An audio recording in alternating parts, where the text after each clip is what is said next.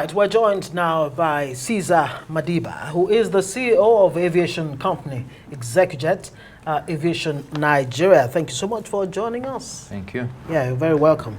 You heard the Minister of Aviation and Aerospace Development there.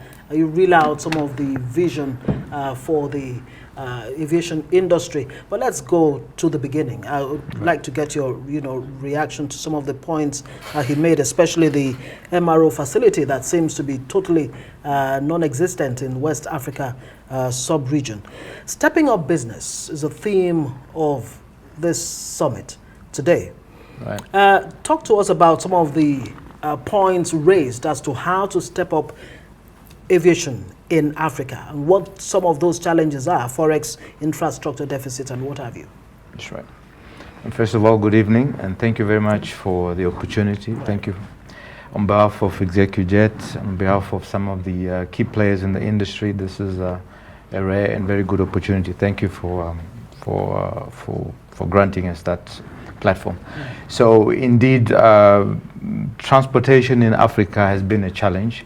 The African states have, as far back as 1999, implemented what we call the Single Africa Air Transport Market Initiative that is aimed at getting the African countries to improve their infrastructure in order to get better airports, reduce regulatory restrictions, and at the end that would end up being a fair reduction for all the passengers, because today it's a challenge to fly from A to B.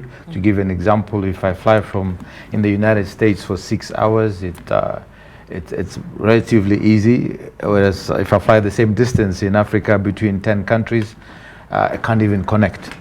So the African countries are working very hard towards liberalizing the transportation industry, liberalizing the airspace, unrestricting regulations, and like the minister said, improving airports and navigation systems. Going towards the aircraft maintenance business, like the minister said, it's high time that we have highly developed MROs, which are maintenance and repair organizations. As he said, a lot of airlines have to wait months on end to be on back queues for having their scheduled inspections performed overseas, whereas Nigeria boasts a lot of aircraft. So entities like ourselves, Execujet Aviation Nigeria, we've put in place the baby steps in the correct way. We've teamed up with the manufacturers, and we are, if you like, in the value chain, we are a continuation of what the manufacturers has done. We have been authorized by Bombardier, Embraer, Gulfstream, Dassault Aviation. When the OEMs or the manufacturers sell the aircraft, then they guarantee to the industry that you've got another entity that takes on from the time the aircraft are delivered to supply them with correct maintenance, spare parts, and that in turn creates jobs and puts the country on a good footing. We are at early stages. The minister is right. We need to enhance that capability. We need a lot more leadership so that money and resources can be put towards training individuals. Nigeria has people, Nigeria has resources, right. Nigeria needs leadership in order to put those things in place to train people and get them experience to be able to do maintenance. Wow, amazing. Stepping up for business, that's quite intriguing, interesting. Part of what the minister spoke about is Aerotropolis. Right. Speak to us about the workability of that project. I mean, he spoke so glowingly about it. How excited are you about it? And what are the workability? Well, the idea of Aerotropolis is not new. Countries like South Africa have attempted to implement that. The airport called OR Tambo Airport in Johannesburg, the idea was to effectively create a major hub in the form of a large airport, able to cater for not only air travel, but also creating additional industries around the airport that would benefit from the proximity or the location of the airport. So meaning that you would be using the airport as the hub or the nodal point for creation of additional businesses. Right. That basically is. So in Nigeria, of course, there are initiatives in different states in the country where the different states decide to create airports. What needs to be done really is for the country to have a common understanding, so that the correct resources are placed, so that you do not have different aerotropolis being created, if you like, not in a coherent manner. Okay. All right. Let's stay on the issue of overcoming Forex infrastructure deficits. What are some of those deficits, and what recommendations are being put on the table, to overcome those challenges? Well,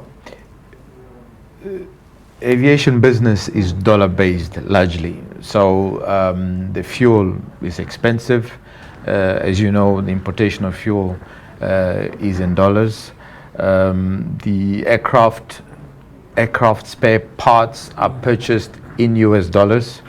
The operations are paid for in US dollars.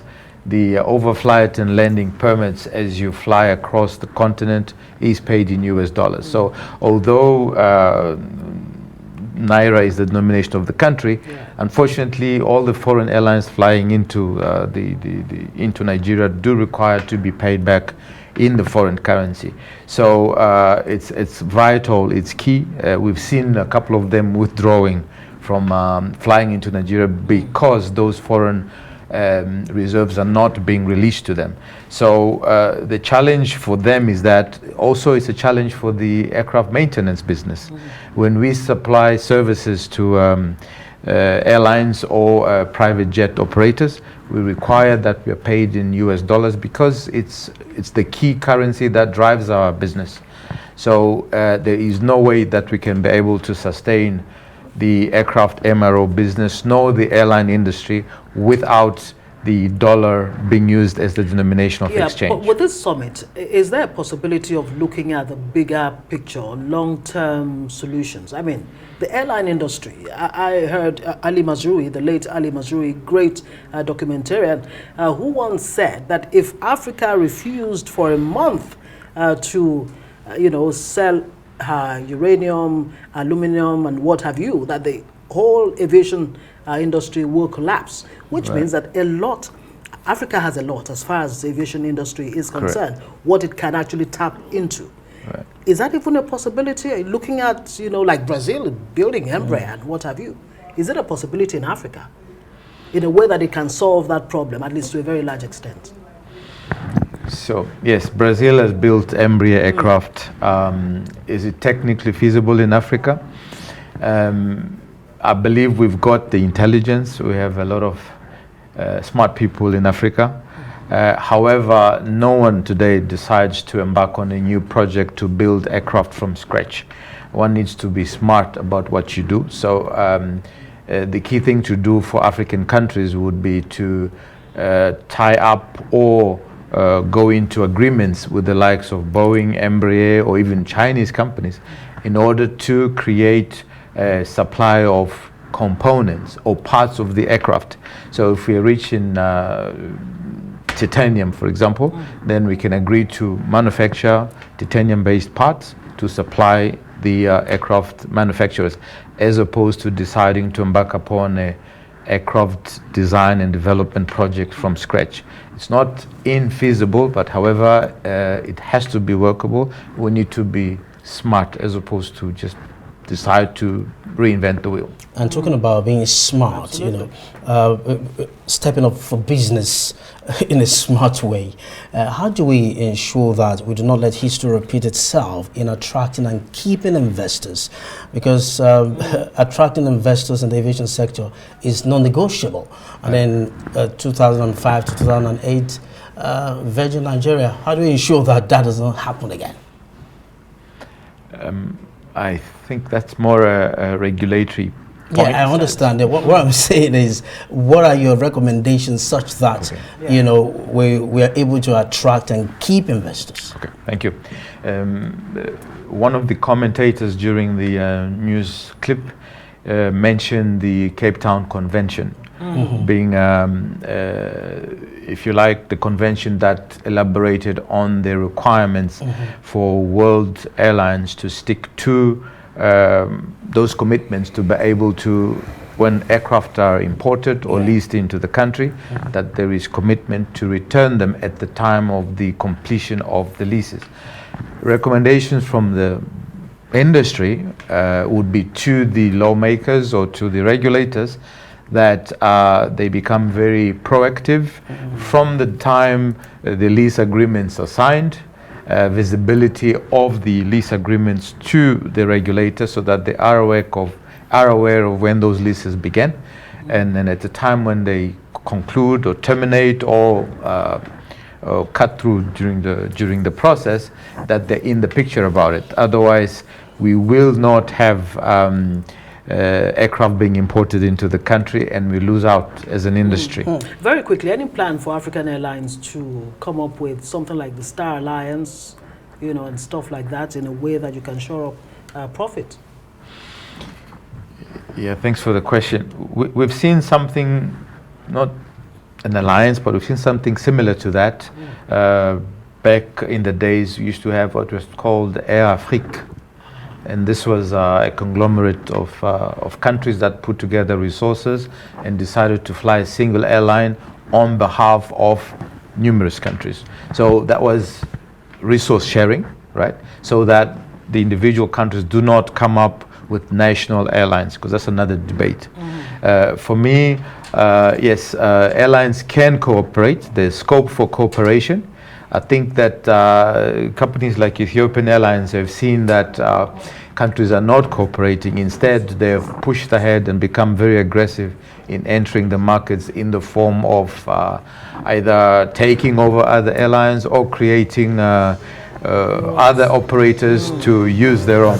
That's it right there. Thank you very much, Cesar Madiba, CEO, Aviation Company, Executive Head Aviation Nigeria. Thank you for joining us on Newsline.